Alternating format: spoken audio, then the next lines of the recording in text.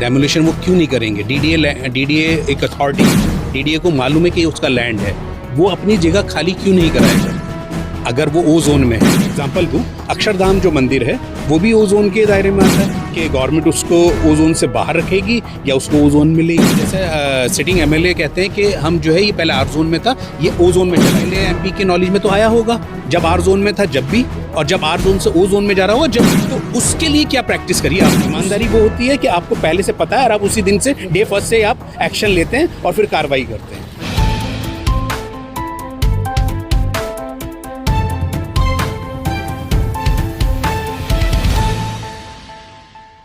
सिकंदर साहब, जिस तरह से अभी कुछ दिनों पहले एक मीटिंग हुई थी आरडब्ल्यू ऑफिस में कि यहाँ पर ओजोन के अंडर में जितने भी कंस्ट्रक्शंस आ रहे हैं ये तमाम घर टूटेंगे और उसके लिए क्या प्रावधान किया जा रहा है।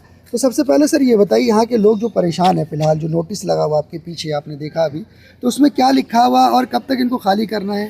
भाई देखिए, सबसे बड़ी बात क्या है, ये जो ऑर्डर जो चिपकाया गया है डीडीए की तरफ से चिपकाया गया है और ये जो है ओ जोन के क्षेत्र को लेकर चिपकाया गया है।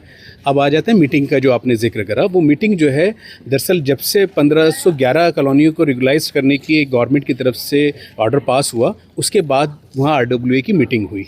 उसमें ये अफरा तफरी मची कि कौन सी कॉलोनी पास हुई कौन सी नहीं हुई, और उसमें जब लोगों ने अपनी उसको पूरी लिस्ट को देखा तो वहाँ बहुत सी कॉलोनियों का नाम नहीं आया है। जाहिर सी बात है, कुछ 2700 कुछ कॉलोनियाँ हैं जो पूरी ओवरऑल दिल्ली में है, जिसमें से 1511 को सिलेक्ट करा गया है। अब ये आ जाते हैं हम ओ जोन, जो एक आज की डेट में राजनीतिक मुद्दा भी बन चुका है, और ये बम जो है उसी टाइम फूटता है जब कभी इलेक्शंस नज़दीक होते हैं, और इलेक्शंस जैसे चले जाते हैं तो ये मुद्दे धराशायी हो जाते हैं और फिर ये मुद्दे आम जनता के ध्यान से भी हट जाते हैं और डिपार्टमेंट से भी हट जाते हैं। अब आप बताइए, ओ जोन का जो दायरा है वो 300 मीटर का दायरा है। 300 मीटर का मतलब जमुना का जो किनारा है उससे 300 मीटर के दायरे के आसपास कोई भी ऐसी चीज़ नहीं हो सकती, ना ही रिहाइश हो सकती, ना ही कोई वहाँ पर बिल्डिंग्स बन सकती, ना ही कोई उस तरीके का कोई प्रोजेक्ट कंस्ट्रक्शन कंक्रीट कोई भी बिल्डिंग खड़ी हो सकती। तो अब बताइए, 300 मीटर को 600 मीटर तो नहीं कर सकते, जो दायरा हो तो दायरा ही रहेगा। लेकिन अब आ जाते हैं यहाँ के, हम जहाँ अब हम खड़े हुए हैं जमुना के किनारे, ये दिल्ली मुंबई हाईवे है बना हुआ है, इसके नीचे सर्विस रोड भी बना है और जमुना उसके बराबर से बाजू से बह रही है। लेकिन एक वक्त ये था कि जमुना यहाँ तक से भी आगे तक बहती थी, लेकिन क्या हुआ, ये कॉलोनियाँ बढ़ती चली गई, जमुना छोटी होती चली गई।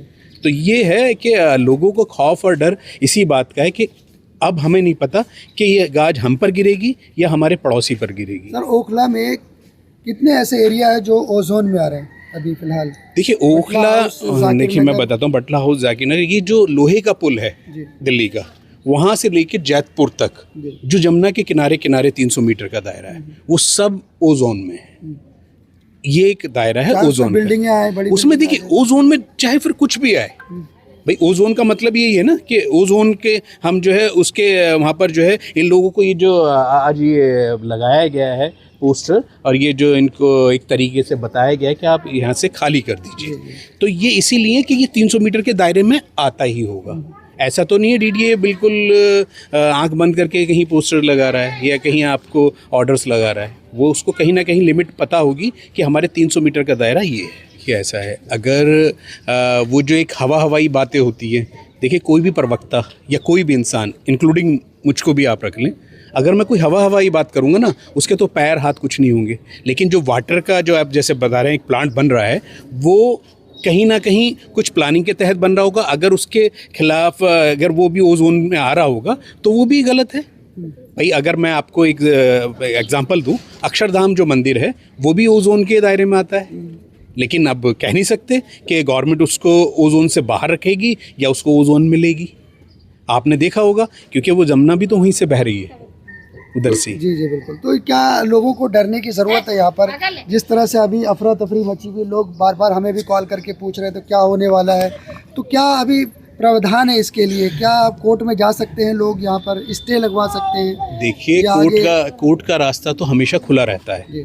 आप अपने चैनल के माध्यम से क्या कर रहे हैं, आप लोगों को अवेयर कर रहे हैं। आप अपने चैनल के थ्रू या आप जैसे और जितने भी चैनल्स हैं मीडिया के, वो लोग, उनका मकसद ये है कि जनता का फ़ायदा हो जाए। हमारे किसी एक उसको न्यूज़ को हम अपलोड करें, सोशल मीडिया पर डालें, और उस सोशल मीडिया पर डालने के बाद कोई जागे और वो कोर्ट का रास्ता, क्योंकि कोर्ट का रास्ता 24/7 खुला है, सबके लिए खुला है। और रही बात अब इससे वहाँ से हमें इनको रिलीफ मिलेगा या नहीं मिलेगा, ये सेकेंडरी चीज़ है, लेकिन प्राइमरी चीज़ ये है कि हमें पहले वहाँ का रास्ता इख्तियार करना पड़ेगा। लेकिन मैं एक सीधा सा मेरा एक सवाल है जो जीते हुए नुमाइंदे हैं उन लोगों से, जैसे जीते हुए नुमाइंदों में MP भी हैं, MLA भी हैं और काउंसलर भी हैं, वो लोग ऐसे वक्त पर ही क्यों जागते हैं कि जब बिल्कुल तलवार टाँट के बिल्कुल बीच वाले पोर्शन पे आकर टिक जाए।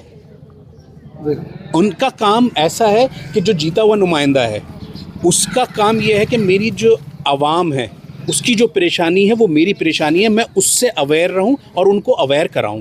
और आप अवेयर नहीं कराते तो आपका जीतने का फ़ायदा क्या हुआ? आप सिटिंग MP हैं, आप सिटिंग MLA हैं, आप सिटिंग काउंसलर हैं, तो आपकी जिम्मेदारी ज़्यादा बन जाती है। ये नहीं कि अब आज जो है बरसात आने वाली है, अभी हम जब भी छतरी ढूंढेंगे और जब भी हम छतरी खोलेंगे, ये एक जो है गैर जिम्मेदाराना रवैया है यहाँ के जीते हुए नुमाइंदों का। ये आवाम जो है बेचारी, इसको कुछ नहीं पता, क्योंकि गरीब आदमी सिर्फ अपनी झोंपड़ी झुग्गी डालता है सिर्फ इसलिए कि मेरे एक छत का सहारा बन जाए, और फिर वो 20 साल 25 साल 30 साल गुजारता है। फिर एक वक्त ऐसा आता है कि उसको ये पता चलता है कि जहाँ वो रह रहा था वो अनऑथराइज लैंड है और उस पर उसका कोई भी इख्तियार नहीं है, ना ही उसको जो सरकार मदद देगी। बस एक ऑर्डर चिपकाया जाएगा, उस दिन ऑर्डर चिपकाने के बाद फिर बिल्डोजर्स आएंगे और फिर इनको धराशायी कर देंगे, इनके मकानों को, और फिर ये नई जगह पर नए अपने सफ़र पे जाएंगे, अपनी छत का इंतज़ाम करेंगे। देखिए, ये आप भी अच्छी तरह से जानते हैं और मैं भी अच्छी तरह से जानता हूँ, ये जो हमारे हिंदुस्तान में जो एक सिस्टम है, ये सिस्टम जो है बहुत बुरी चीज़ है।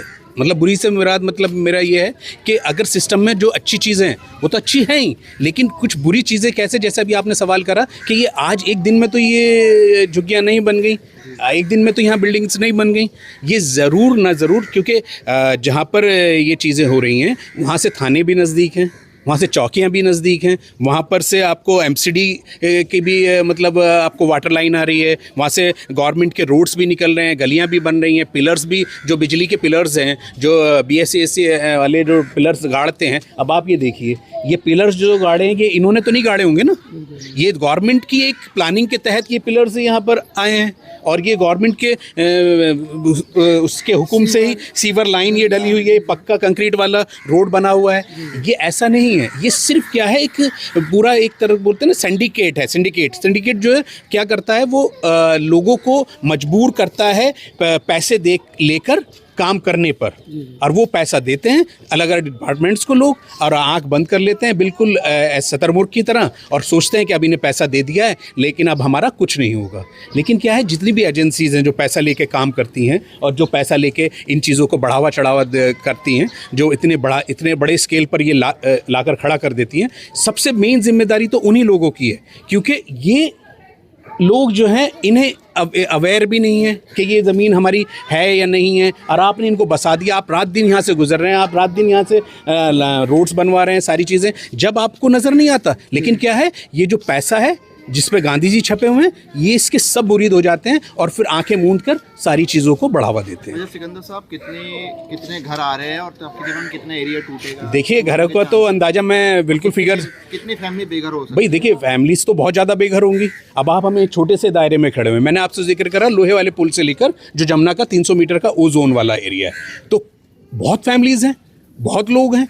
लेकिन क्या है कि ये हमें ये सोचना है कि इन लोगों का आप यहाँ से उजाड़ते हैं अगर, तो गवर्नमेंट का, जैसे अभी ये गवर्नमेंट बॉडी है ना DDA, अब वो इनके लिए क्या प्लानिंग करते हैं? आप ये कह देंगे कि भाई ये तो अनऑथराइज था, तो इन्हें हम क्या प्लानिंग के अंदर लें, क्योंकि इन्होंने अपने आप ही। लेकिन आपकी जिम्मेदारी बनती है, क्योंकि DDA के जो ऑफिसर जिस टाइम से 10 साल में जो इस एरिया के अंडर जिनके भी रहा होगा, चाहे वो DDA के हों, चाहे MCD के हों, चाहे और दिल्ली गवर्नमेंट की जितनी भी वो हैं आपकी बॉडीज़ हैं, उनकी भी जिम्मेदारी बनती है। उन लोगों को भी आप जो रिटायर्ड हुए हैं उनको दोबारा से कॉल करिए कि भाई आपके रहते हुए आप इस पोजीशन पे थे, तो ये क्यों हुआ, और उसका जवाबदेही उनकी भी है।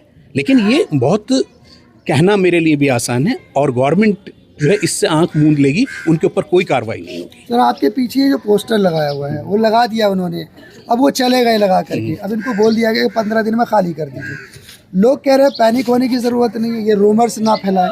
तो ये रूमर्स क्यों फैलाया जा रहा है? मतलब ऐसा लग रहा है कि रूमर्स है, ये तो लगा के गए हैं। देखिए मैं यही कहता हूँ, जो ना समझिए कहते हैं कि ये अफवाहें फैलाई जा रही हैं, ये अफवाहें नहीं हैं।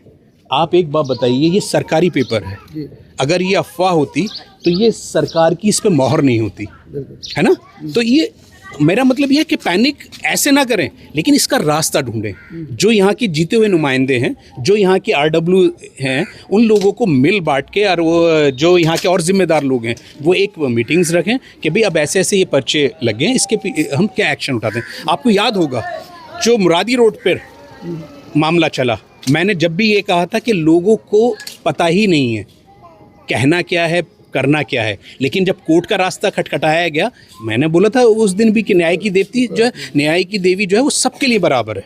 आप जाएंगे, रास्ता खटखटाएंगे कोर्ट का, तो कहीं ना कहीं रिलीफ मिलेगा, लेकिन रिलीफ जब भी मिलेगा जब आप वहाँ कोशिश करेंगे। अदरवाइज आप जाएंगे नहीं, सिर्फ ओनली डायलॉग्स पर आप ये चीज़ें बोलते रहेंगे तो कोई आपको रिलीफ देने आपके घर पर नहीं आएगा। बेघर होंगे, एक छोटी आबादी नहीं, बहुत बड़ी आबादी के, और बहुत ज़्यादा, मतलब एक फैमिली के अंदर 3-3, 4-4 लोग भी अगर आप उसको मल्टीप्लाई करने पर आएंगे तो काफ़ी लोग बेघर होंगे उनके छतों पे से। अब आप खुद भी सोच लीजिए, त्यौहार भी नज़दीक है भाई, एक त्यौहार बकरा ईद का है, वो भी नज़दीक है, इससे पहले भी बकरा ईद का। हाँ, ये सारी चीज़ देखिए, ऐसा है कि ये इसलिए हम सोच सकते हैं क्योंकि हमारा त्यौहार नज़दीक है तो ये जानबूझ के ऐसा करा जा रहा है, नहीं।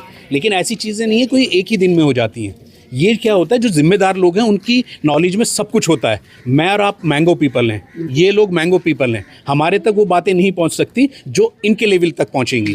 जो जीते हुए नुमाइंदे हैं उन्हें A से लेकर Z तक सब पता होता है। लेकिन क्या है, वो भी ये चाहते हैं, जो मेरी अपनी एक सोच कहती है कि वो ये चाहते हैं कि ये चीज़ें पेंडिंग पड़ी रहें और हमें राजनीति करने का एक मुद्दा मिला रहे।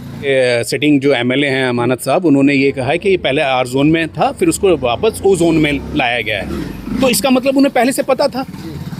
अब वो क्या इंतज़ार कर रहे थे कि पोस्टर्स लगें और फिर हम जब उसके बाद कोशिश करेंगे कि इसको फिर दोबारा से R जोन में लेकर आया जाए। ईमानदारी वो होती है कि आपको पहले से पता है और आप उसी दिन से डे फर्स्ट से आप एक्शन लेते हैं और फिर कार्रवाई करते हैं। O जोन की जो ज़मीन है, देखिए डेमोलिशन वो क्यों नहीं करेंगे। DDA एक अथॉरिटी है, DDA को मालूम है कि उसका लैंड है, वो अपनी जगह खाली क्यों नहीं कराएगा अगर वो O जोन में है।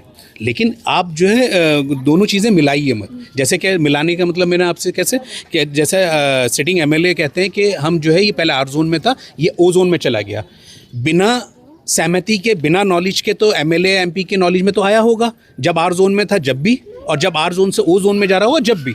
तो उसके लिए क्या प्रैक्टिस करी आपने उस पीरियड में जब आपकी नॉलेज में आया। और रही बात आज आप अभी कह रहे हैं कि आप गवर्नर के पास जाएंगे नहीं, जाना चाहिए। आज जो है सैटरडे हो गया, ये 30 तारीख को लगा है, आज 2 मई है। पहली तारीख मजदूर दिवस था, पहली तारीख जो है मजदूरों का एक दिवस था, इंटरनेशनल डे, लेबर डे। आप उस पर कोशिश करते, सारे लेबर हैं, लेबर तबका है, इनके लिए कोशिश करके गवर्नर के हिसाब से मिलते। लेकिन आप इंतजार कर रहे हैं कि संडे पड़े, फिर संडे के बाद मंडे को जाएंगे। लेकिन इसमें क्या होगा, डिले होगा। इसमें पब्लिक का हित नहीं है। जितना जल्दी हो सके उस हिसाब से अप्रोच करना चाहिए जिस भी एजेंसी को, जिस भी आप गवर्नर को, चाहे आप शहरी विकास मंत्री को, या चाहे सेंट्रल गवर्नमेंट के किसी को भी अप्रोच आप जल्द से जल्द करें। और जल्द से जल्द अप्रोच वही कर सकते हैं जो जिम्मेदारी अपने सर पर लेके बैठे हुए हैं, चाहे वो MP हैं, MLA हैं, काउंसलर हैं। गिया चिपका करके बोला कि जुग्गी खाली करो नहीं तो टूट जाएगा 14 तारीख को। कौन लोग आए थे चिपकाने के लिए वहाँ पर? उसको हम चिंता, पुलिस वाला था, गार्ड था और केस था, बहुत आदमी था, लेडीज पुलिस थी, बहुत गोते थे। क्या बोला उन लोगों ने आपसे जब वो लगा रहे थे? तो बोला कि लगा रहे हैं और इसको से जुग्गी खाली करो नहीं 14 तारीख 15 दिन में टूट जाएगा।